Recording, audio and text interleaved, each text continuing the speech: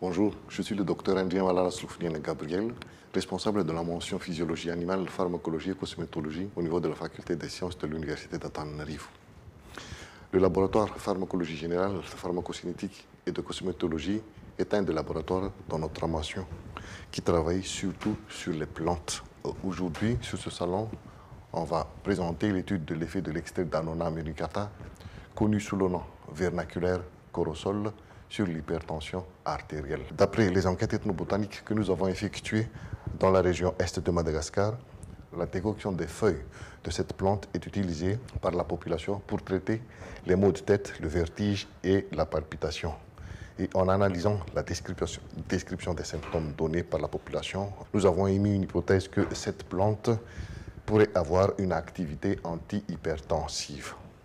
L'hypertension artérielle est une pathologie affectant le système cardiovasculaire et elle constitue un problème de santé publique croissant dans les pays en développement. Des données récentes, par exemple, à Madagascar, 28,5% de la population adulte sont hypertendus. Et les feuilles utilisées dans ces tests ont été récoltées dans la région et après séchage et broyage, 200 grammes de poudre obtenus ont été macérés dans 2 litres de mélange éthanol-eau pour avoir 29 grammes d'extrait.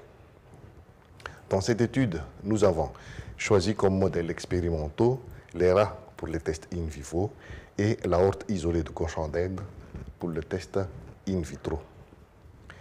Les tests in vivo utilisent directement des rats vivants rendus hypertendus expérimentalement par un régime hypersodé à raison de 8 grammes de sel pour 100 grammes de provende.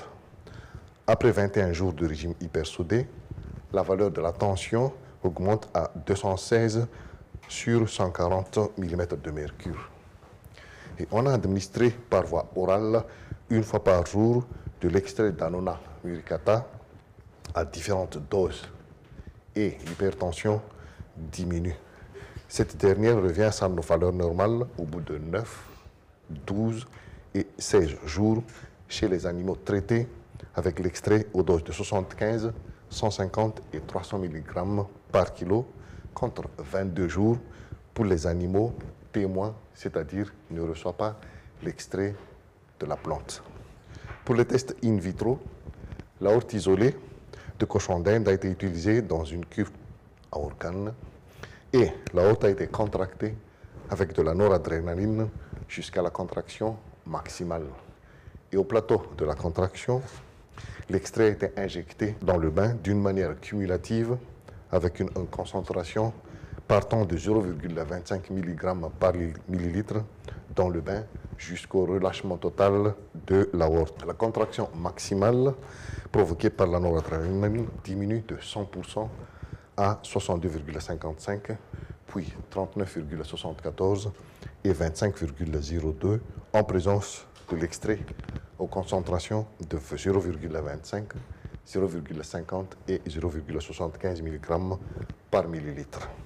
Ces résultats montrent que l'extrait possède un effet antihypertensif pour son effet vasodilatateur.